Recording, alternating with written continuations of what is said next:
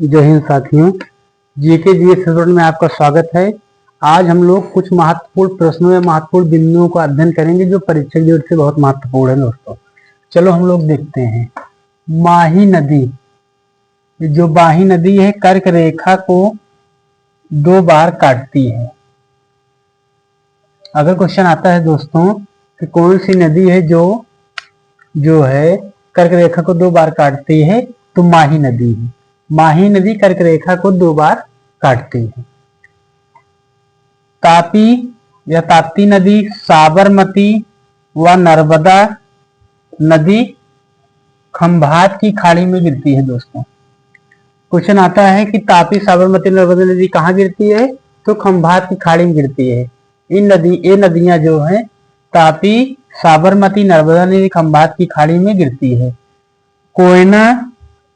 कोयना नदी महाबलेश्वर से निकलती है और किसड़ा नदी में मिल जाती है।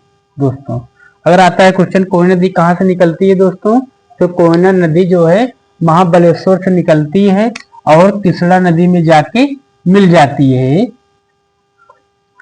पेन्नार नदी दोस्तों कर्नाटक से निकलती है और इसे उत्तर पिनाकिनी के नाम से जाना जाता है।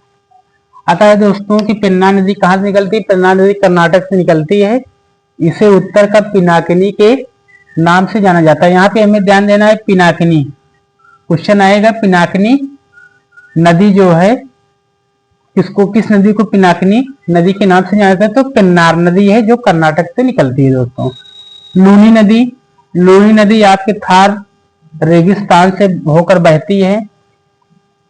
लूनी नदी कहाँ बहती है, लूनी नदी थार रेगिस्तान से होकर बहती है। दोस्तों शरावती नदी पर गरसोप्पा जलप्रपात स्थित है।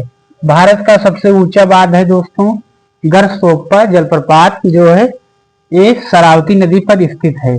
नर्मदा नदी, साबरमती व लूनी नदी पश्चिम दिशा में बहने वाली नदियां हैं। दोस्तों यहाँ पे हमें ध्यान देना है, ये पश्चिम दिशा में से ही बहती हैं नदियां। ये बाकी नदी तो पूर्व से पश्चिम बहती है, लेकिन ये पश्चिम दिशा में ही बहती है। नर्मदा, साबरमती, लूनी नदी पश्चिम दिशा में बहने वाली नदियां हैं।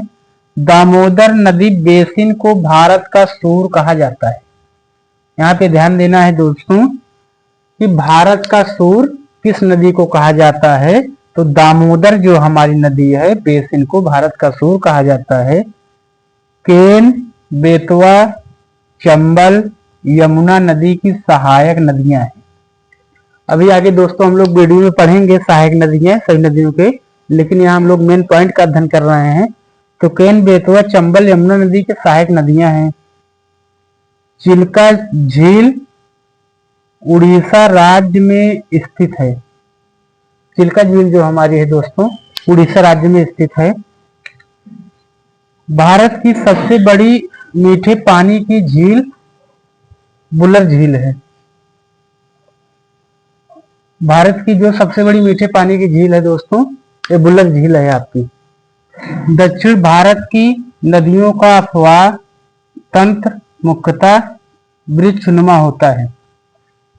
जो दक्षिण भारत की नदियों का अपवाह दोस्तों यहाँ में ध्यान देना है, इनका जो अपवाह तंत्र होता है दोस्तों वृक्षनुमा होता है। क्वेश्चन आएगा कि दक्षिण भारत की नदियों का अपवाह तंत्र किसनुमा होता है, तो हमें लगाना है वृक्षनुमा। शारदा नदी ब्रह्मपुत्र की कर्नाली नदी से जुड़ती है और घाघरा नदी में मिल जाती है। दोस्तों जो हमारी शारदा नदी है दोस्तों ब्रह्मपुत्र की कर्नाली नदी से जुड़ती है और घाघरा नदी में मिल जाती है। काबनी, हेमवती और अमरावती ये नदी कावेरी की सहायक नदियां हैं। दोस्तों कावेरी की सहायक नदियां कौन है कावेरी की, तो काबनी, हेमवती और अमरावती ये नदियां कावेरी की सहायक नदियां हैं। दोस्तों अभी हम लोग जो है मेन पॉइंट का अध्ययन किए।